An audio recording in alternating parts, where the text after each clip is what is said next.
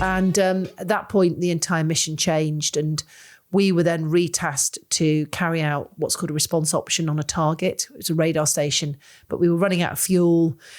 You know, it's 2:00 in the morning. There's a blowing sandstorm coming up from the south of Saudi. And we decided that we'd head south towards a tanker, an airborne tanker. We got down there.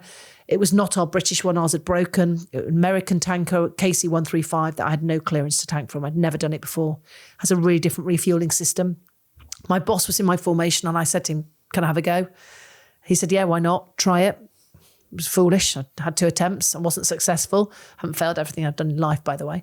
But ultimately, I wasn't successful. And I thought, so I said to my nav, I'm stopping. He said, press on.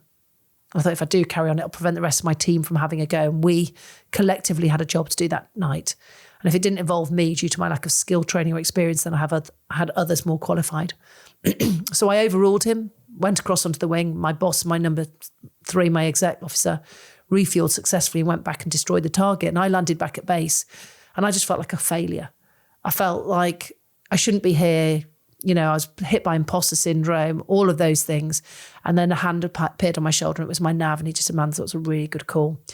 And I said, what was that whole press on thing? And he said, I should never have said it. He said, my last job, I was a trials officer and I had 3 years on the development and the testing of the weapon we happen to be carrying tonight. And it's never been dropped, this weapon, in any theatre of war in the world. And I wanted to be the first person to drop this bomb in anger. Only you didn't know that. And you were not emotionally involved. So you were thinking really rationally. And it was the most refreshing thing ever because, you know, we'd been taught all the time about psychological safety and challenging and having a voice, making sure your voice is heard. And in that moment, I realised, you know, I had been empowered to lead. I'd made a decision. The decision had sat on my shoulders. I was accountable. All of this training came in that one moment. And not only did we, you know, successfully evade the missile that was shot at us, but we successfully as a team destroyed the target we were given as well. And actually the debrief, we heard that we were one of the only formations who were successful that night. So all in all, I think I learned more about myself than I did on any other night in my entire flying career. Yeah, amazing. And is that a good minute? 2 minutes, 3 minutes? Oh gosh, sorry, Ryan.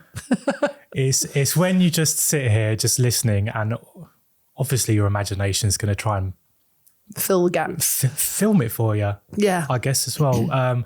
Visualize it. That actually happened to you. Here we are sitting in a studio and you were flying in a hostile environment and a surface-to-air missile is locked on to your aircraft. Yeah, pretty scary stuff. On a happier note and on a quicker 1 minute, one of my most pleasurable experiences was meeting Tom Cruise. Okay, so I was at the Royal International Air Tattoo and bloody Jo Salter had got to host Tom for the entire day. And I'd given her a copy of my book. It was in her hand. And I was standing there doing these hilarious selfies going, it's Tom in the background, while Jo is hosting him. And there's a whole story behind that one as well, which I won't go into now. But I do banter Jo mercilessly about it. And anyway, there was the chief of the air staff, Sir Mike Wigston, was there, and he said, and I served with Mike, or Wiggy as we called him, and he said, Mandy, hop over the barrier and come and meet Tom. I was like, don't ask me twice. Stag leaped over, basically ended up lunging at Tom, taking a selfie with basically me looking like I was smaller than him, which is hilarious because I'm 6 foot and he was about 5'5".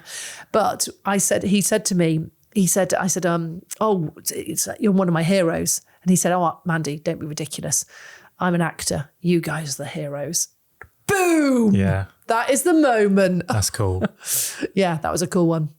And he's got your book. And he's got my book and I signed it for him. I mean, he's on the phone constantly asking me, can he make it into a film? I've had to say, no, Tom, not at the moment. I'm really busy, really busy.